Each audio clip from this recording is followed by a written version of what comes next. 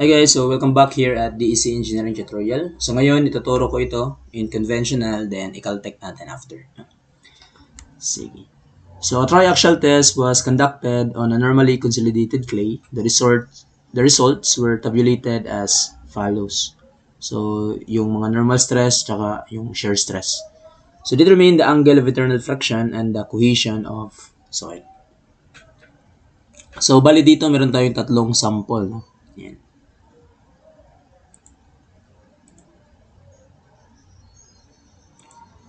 So, i-plot natin first yung x-axis, ito yung normal stress natin.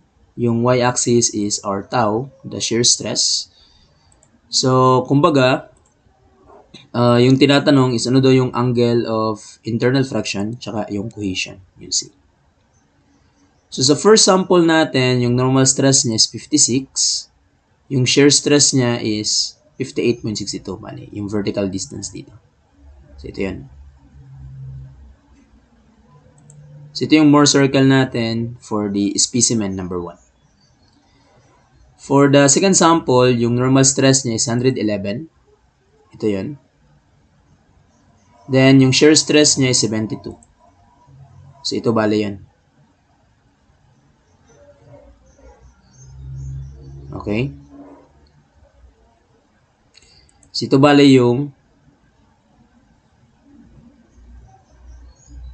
sa specimen number 2 natin. Yung normal stress naman sa mga tatlong sample is 222. Yung shear stress niya is 99. So, ito naman yung Mohr circle natin sa pangatlong sample.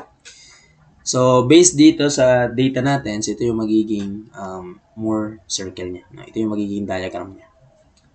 So, to analyze this one, yung ginagawa lang natin, kinukuha lang natin yung triangle dito. Okay, yung triangle dito. And then, alam natin, kukunin natin yung mga every vertical distance ng triangle na to.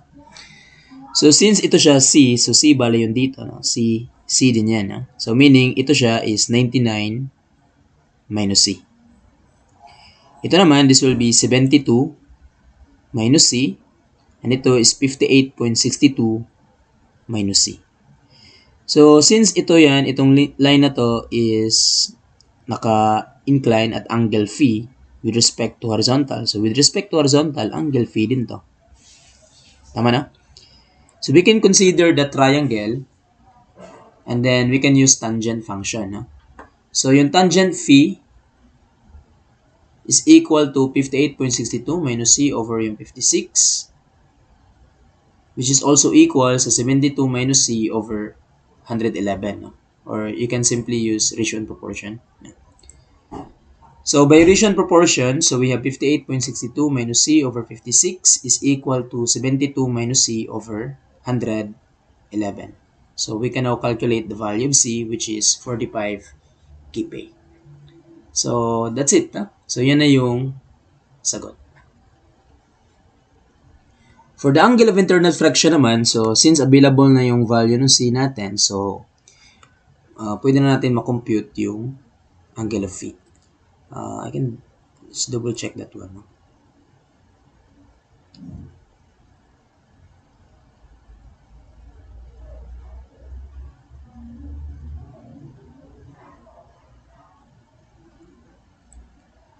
So, bali dito we have 58.62 minus C.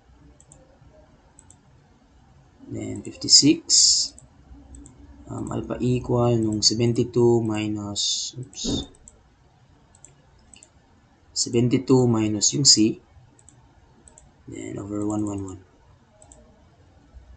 Okay, shift comma C. So, shift solve. So, we have 44.997. So, 45 kPa. Tama. No? So, ngayon, since available na yung C, so we can now calculate yung angle of internal friction. Pili ka lang saan dito. No? Pwede yung 58.62 minus C over 56. Then, tangent inverse mo. And then, 72 minus C over 111. No? So, it's really up to you. Pareho lang yung sagot. So, in my case, I use yung first sample, which is yung 58.62 minus C over 56. So, kunin ko lang natin yan. So, tangent inverse nung 58.62 minus nung C divided by 56. So the answer is 13.67. Okay?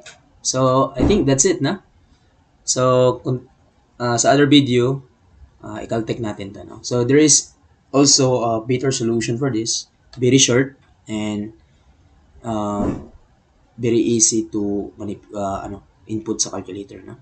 Kasi madali lang yung process niya. Okay, so continue tayo sa next na video. Thank you. Oops, sorry.